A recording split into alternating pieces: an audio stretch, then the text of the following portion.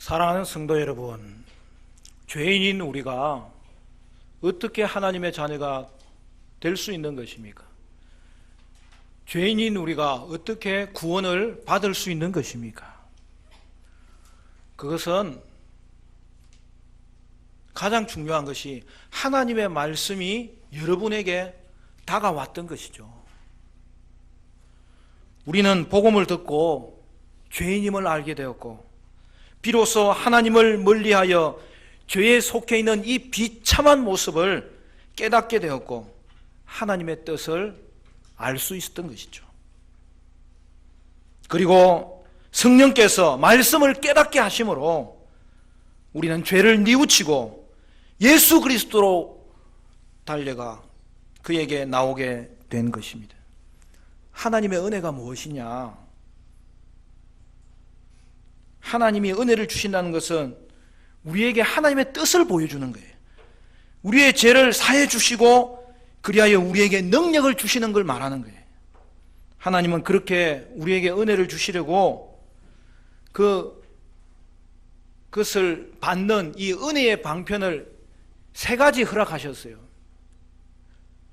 말씀, 기도, 성례가 바로 그것입니다.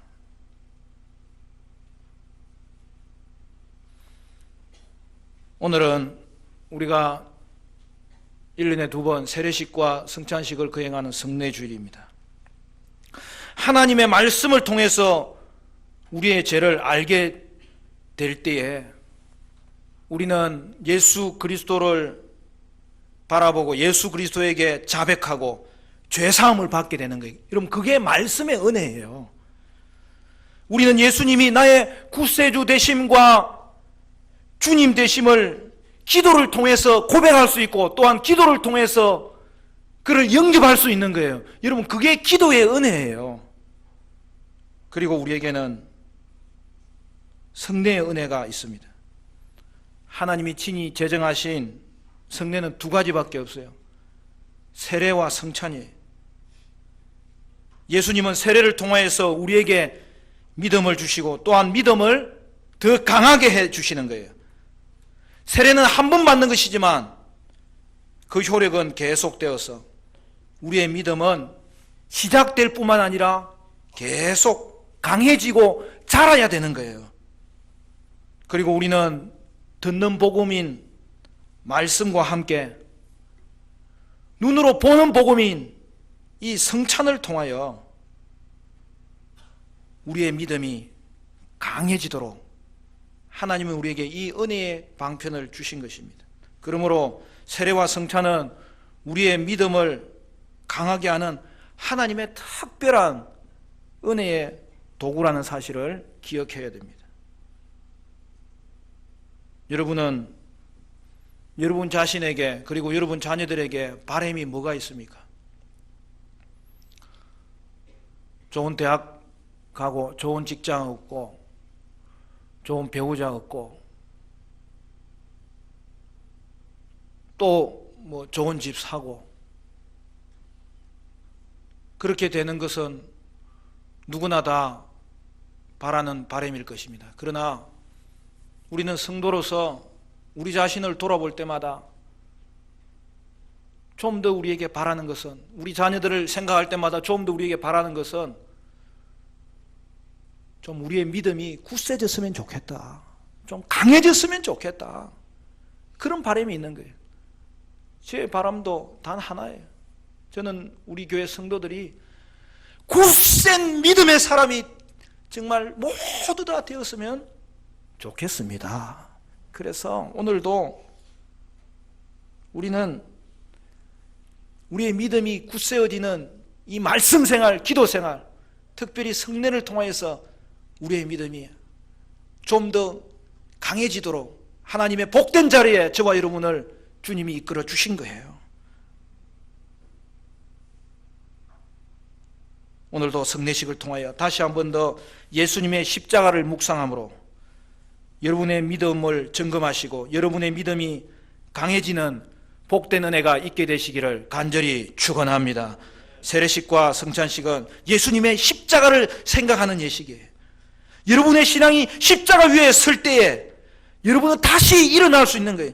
여러분의 믿음을 예수 십자가의 은혜 위에 세울 때에 여러분은 이 흔들리는 세상 가운데서도 조금도 요동치 아니하고 믿음을 가지고 평안을 가지고 용기를 가지고 다시 일어설 수 있는 거예요.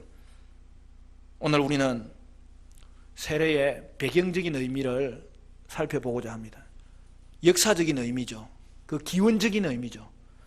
더 나아가서 다음 기회에 세례의 성경적인 의미, 신학적인 의미, 상징적인 의미도 살펴볼 수 있는 기회가 있었으면 좋겠습니다. 여러분, 세례가 뭡니까?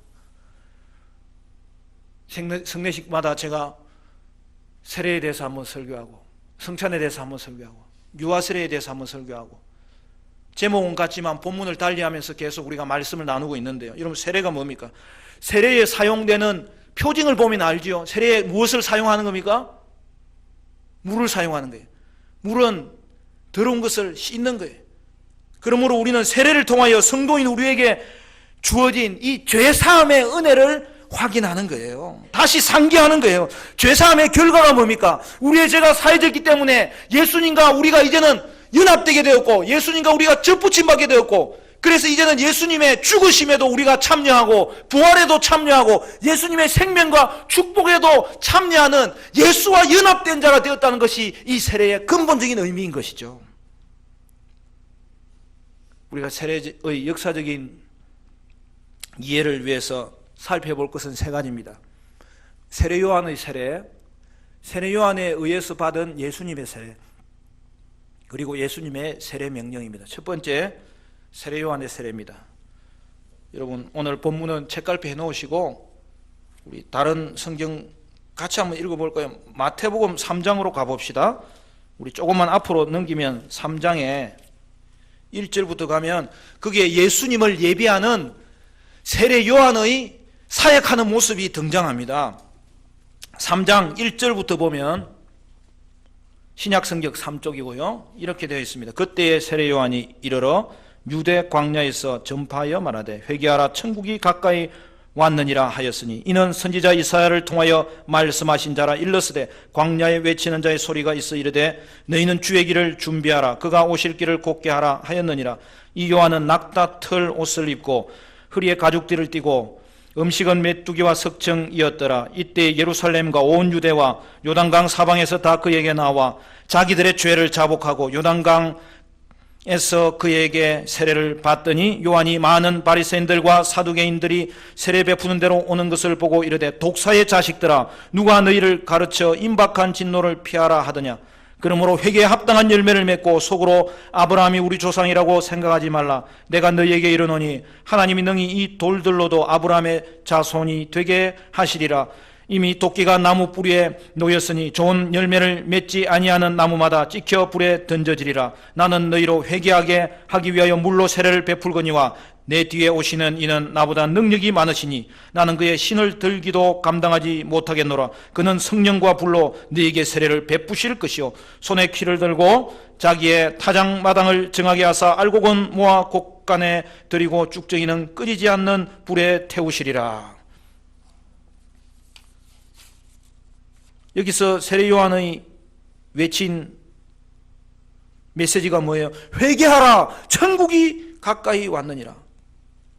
세례 요한은 죄를 자복하는 자에게 세례를 준 거죠.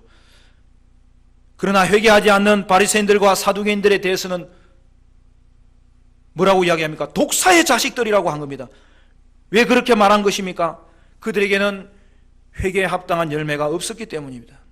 이렇게 요한은 요단강에서 물 세례를 주었던 것이죠. 그런데 세례를 받기 원한다면 그 전제가 무엇이었죠? 회개입니다.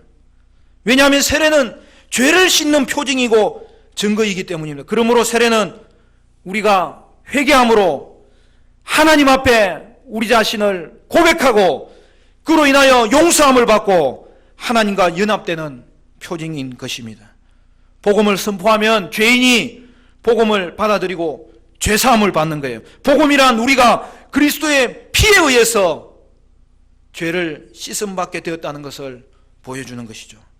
그런데 세례의 기원으로 우리가 요한의 세례를 삼을 수 없는 것은 이 세례가 좋은 본보기를 몇 가지 보여주지만 그럼에도 기독교 세례와는 근본적인 차이점이 있는 거예요. 예수님 당시에 세례를 주는 유대인의 한 분파도 있었어요. 쿰란이라는 공동체가 그렇게 했어요. 그리고 세례 요한도 세례를 주었잖아요. 그러나 그 이후에 전개된 초대교회의 세례와는 차이점이 있는데 기독교 세례는 그리스도 중심의 세례인 것이죠. 왜냐하면 세례는 예수 이름으로 받는 것이기 때문입니다. 또 다른 독특함은 기독교 세례는 그것을 통하여 성령을 수여받는 것이죠.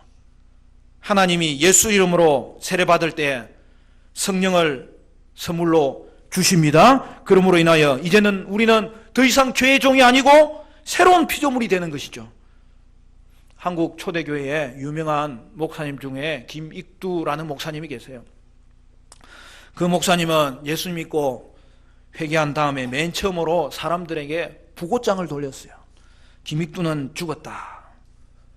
사람들은 깡패 김익두가 죽었다는 이 부고장을 받고 동네방네 춤을 추면서 기뻐했어요. 평소 그분이 얼마나 잔인하고 못된 일을 많이 저질렀으면 사람들이 그렇게 좋아했겠습니까?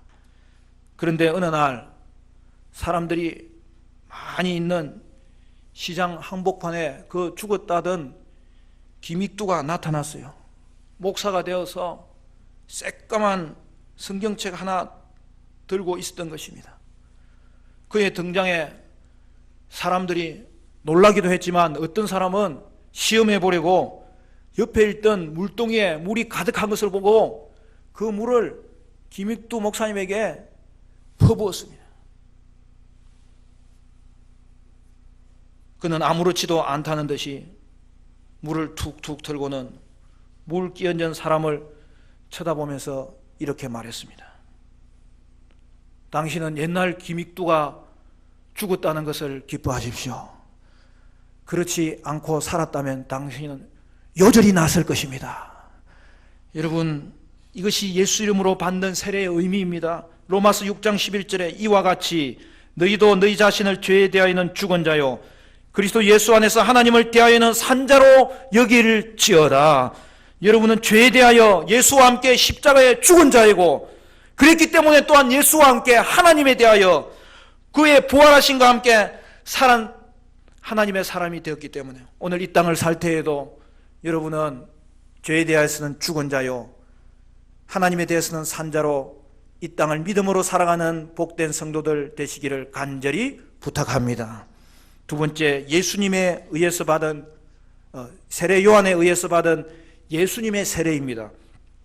마가복음 1장 9절부터 이런 말씀이 있습니다. 그때에 예수께서 갈릴리 나사렛으로부터 와서 요단강에서 요한에게 세례를 받으시고 곧 물에서 올라오실새 하늘이 갈라짐과 성령이 비둘기같이 자기에게 내려오심을 보시더니 하늘로부터 소리가 나기를 너는 내 사랑하는 아들이라 내가 너를 기뻐하노라 하시니라.